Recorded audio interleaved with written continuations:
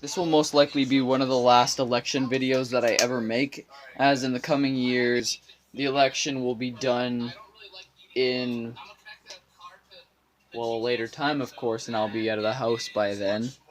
So I will cover the party platforms for the 3 candidates and the one party that is running in Battle River Crowfoot. I'm going to start with the Greens Party on energy. The energy that they use is expected to be a purely green resort, and I guess they haven't learned much from Germany and their failed plans of not using gas and coal as much, because it did raise prices, of course, but it didn't help out their cause. They felt self-righteous in doing this.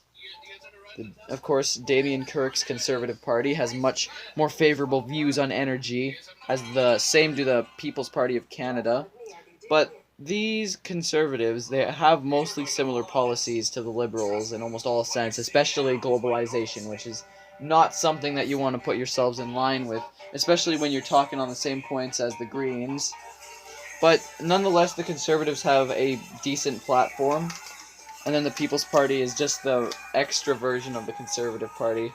This is the party that I would vote for if I could.